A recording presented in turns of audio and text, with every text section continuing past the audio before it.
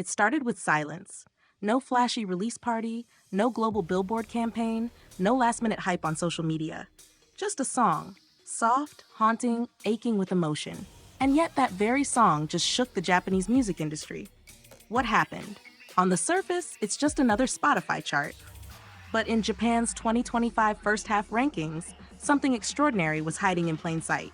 Right there, standing tall at number 2 among all the top Japanese tracks, was a song by a foreign soloist. No group, no collaborations, just one man, Jimin. And the song? Who, the title track of his second solo album, Muse. Released in July 2024, and yet nearly a year later, it's still everywhere. In coffee shops, on street corners, and quiet headphones on rainy trains, Japan didn't just hear it. Japan felt it. Let's break this down. Spotify is the largest music platform in the world, and Japan, a notoriously hard market for foreign artists to crack, rarely lets non-Japanese songs rise that high. But Jimin? He didn't just enter the top 10, he reached number 2. Only one song ranked above him, Lilac, by Japan's beloved Mrs. Green Apple. But here's where it gets even more shocking. Who was? The highest-ranking foreign song, the highest-ranking solo song, and the only non-collaboration solo track in the top 10. Do you realize how rare that is? It's been 3.5 years since any foreign artist made it into Japan's top 3 most streamed songs. That was BTS's Dynamite back in 2021. And now it's Jimin again. But this time alone.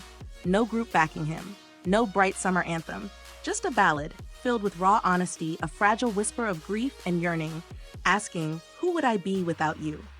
And Japan answered, still ours. Media outlets like Pure Times have confirmed it. This isn't just a lucky hit.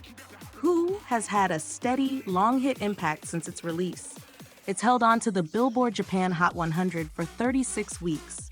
And on the streaming songs chart, it's been present for 50 weeks, nearly a full year of continuous streaming. That kind of longevity, only legends manage that. But wait, Jimin didn't stop there. He became the first foreign solo artist in history to hit number 1 on Billboard Japan's Artist 100 chart. That's a chart dominated by Japanese acts, with deep fan bases and home field advantage.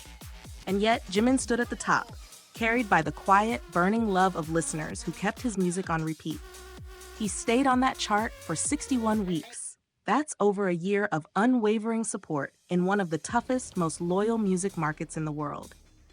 So, why this song? Because Who isn't just a track. It's a feeling, a late-night confession, a private breakdown, a mirror to grief.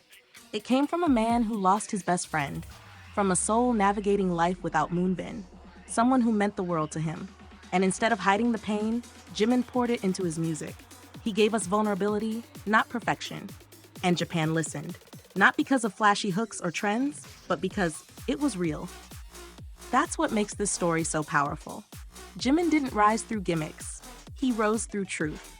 And in doing so, he reminded us all that sometimes music doesn't need to be loud to be heard. Sometimes it just needs to be honest. So the next time you see the name Who, remember what it means, not just a question, but an answer. An answer to how one voice, full of sincerity, can touch an entire nation. And if Japan is any proof, the world is still listening.